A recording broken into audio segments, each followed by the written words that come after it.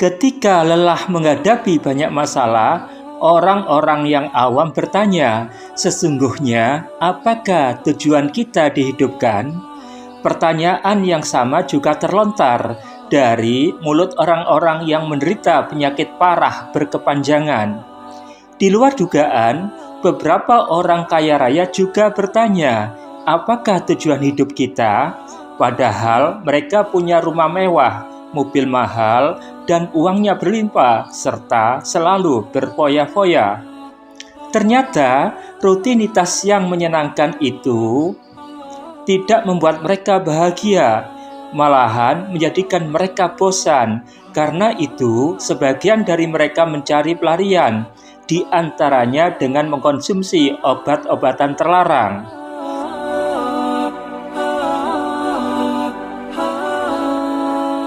Bismillahirrahmanirrahim. Assalamualaikum warahmatullahi wabarakatuh.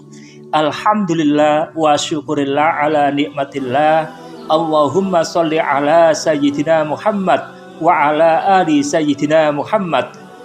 Untuk saudara yang membuka video kami serta telah menekan tombol subscribe-nya dan menekan tombol like, kami doakan semoga Allah Subhanahu wa Ta'ala karuniai kesehatan lahir dan batin.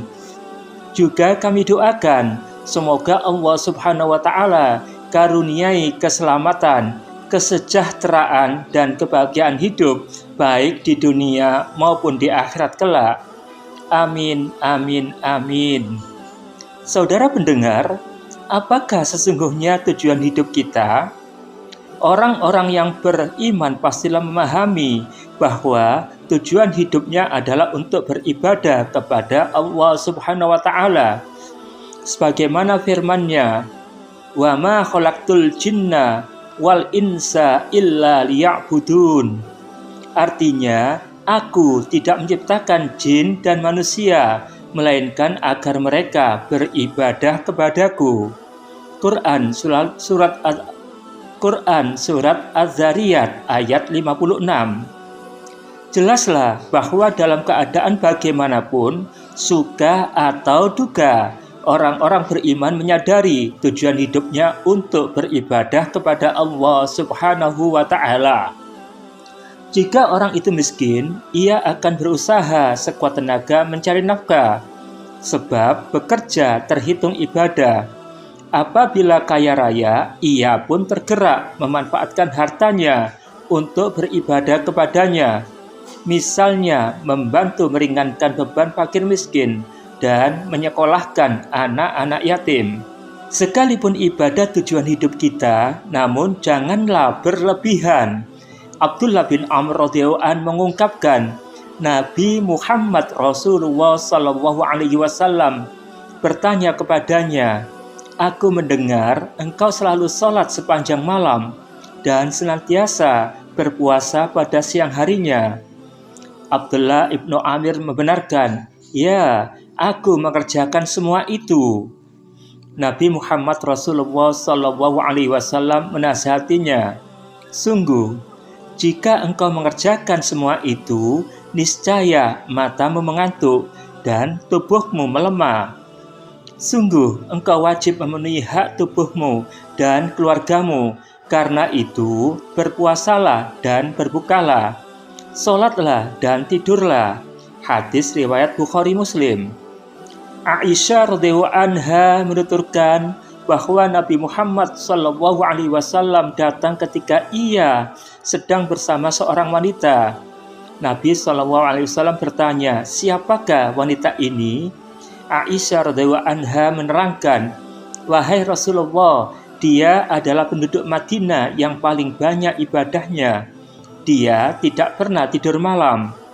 Nabi Muhammad SAW menasihatinya, "Kerjakanlah ibadah menurut kemampuan kalian.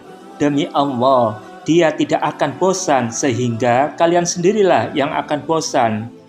Amal ibadah yang paling disukai Allah adalah yang dikerjakan secara terus-menerus. Hadis riwayat 5 Imam Hadis, kecuali Tirmizi. Kedua hadis di atas menegaskan bahwa kita tidak diperbolehkan ibadah secara berlebihan sehingga tidak tidur malam. Sebab ibadah yang paling disukai Allah adalah yang dilakukan secara terus-menerus, maksudnya rutin dan berkelanjutan, walaupun sedikit. Aisyah radhiyallahu anha menuturkan, ada seorang yang bertanya kepada Rasulullah SAW, amal apakah yang paling disukai oleh Allah? Nabi Muhammad Rasulullah SAW menegaskan, amal yang terus-menerus dilakukan walaupun sedikit. Hadis riwayat Sahihun dan Tirmizi. Contoh amal ibadah sedikit yang dilakukan terus-menerus adalah sholat 2 rakaat, namun dilakukan setiap hari. Membaca Al-Quran hanya 3 lembar, tetapi dilakukan setiap hari. Naskah ini kami kutip dari buku Pintar Agama Islam edisi yang disempurnakan, cetakan 5, karya Syamsul Rijal Hamid, penerbit Cahaya Salam, Bogor tahun 2011.